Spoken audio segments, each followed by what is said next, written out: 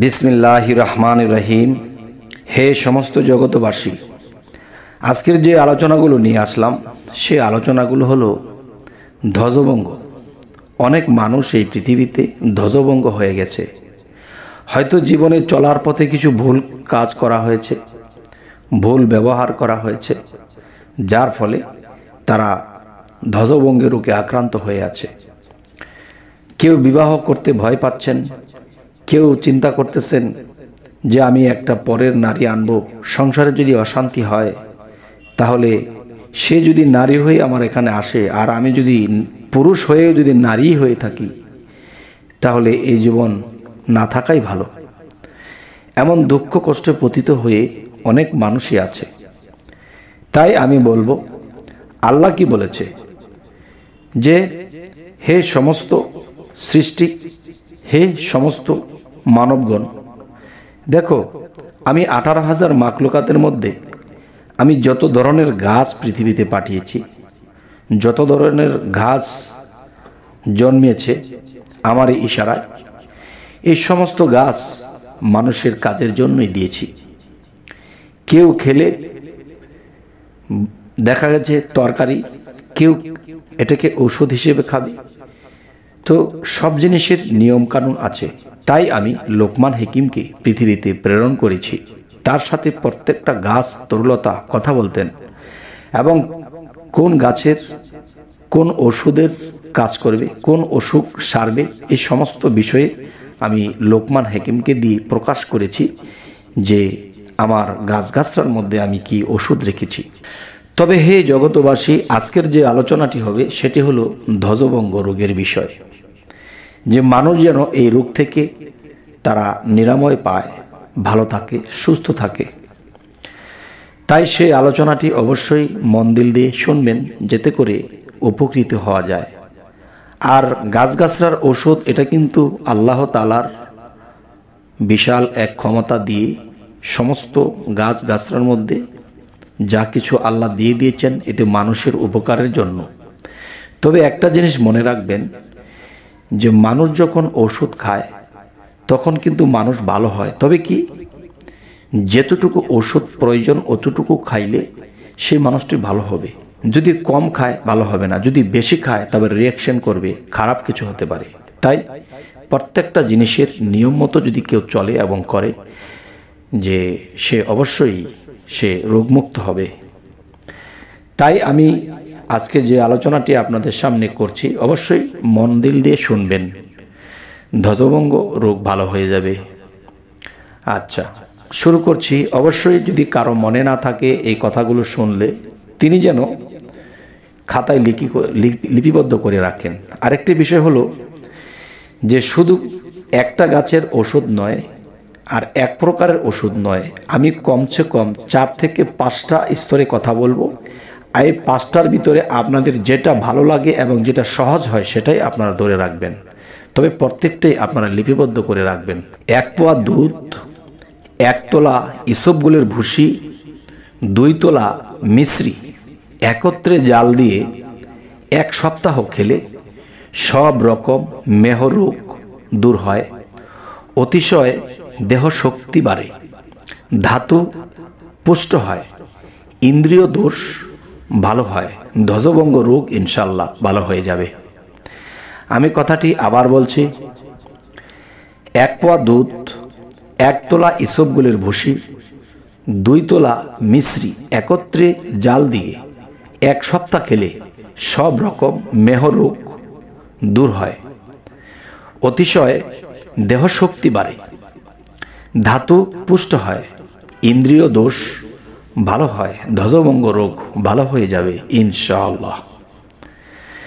আচ্ছা, এই বিষয়টা বলা হলো। আরেকটা বিষয় বা আরেকটা স্তরে যে বলছি, যে যেটা বলা হয়েছে এটা যদি সহজ হয় এটাই করবেন। তবে নিচেরটাও বলছি, এটাও যদি আপনাদের ভালো লাগে এটাই করবেন। যেমন আকর করা বিচি 1 তোলা, কাবাব চিনি 1 তোলা, পোস্তদানা 1 তোলা, ইসগন্ধা অশ্বগন্ধা 1 তোলা, বোল একতলা। এই 8টি ধাতু একত্রে সমান ওজনে নিয়ে উত্তম রূপে চূর্ণ করে কাপড়ে ছেঁকে নিতে হবে। তার সাথে মধুতে মিশিয়ে একত্র করে সিকি তোলা পরিমাণের ছোট ছোট বড়ি প্রস্তুত করে প্রত্যহ সকালে বাসি পানি দিয়ে খেতে হবে। এই 2টি বিষয় আমি আপনাদেরকে বললাম। আরও আছে 3টি বিষয়। যেই 3টি বিষয় বা 4টি বিষয় আপনাদের সামনে তুলে ধরব, এগুলোর মধ্যে যেই জিনিসটা আপনাদের কাছে সহজ হয় সেটি করবেন। আরেকটি বিষয় হলো, দেখুন, আলকুশির বীজ চূর্ণ। আলকুশির বীজ চূর্ণ 1 আনার মতো রাতে শোবার আগে পানি সহ কিছু দিন খেলে উপকার হয়। আচ্ছা, এটা উপকার হয় সহজ বিদায় আপনাদেরকে বলা হলো। আলকুচির বীজ চূর্ণ 1 আনার মতো রাতে শোবার আগে পানি সহ কিছুদিন খেলে উপকার হয়। আচ্ছা, এর পরের যে বিষয়টি সেটিও বলছি, অবশ্যই খেয়াল করে শুনবেন। জামের বিচি, শ্বাস অথবা শিমুলের শিকড় গুঁড়া করে চিনি সহ 1 পোয়া দুধের সাথে মিশিয়ে দৈনিক 1 মাস সকালবেলা সেবন করবেন।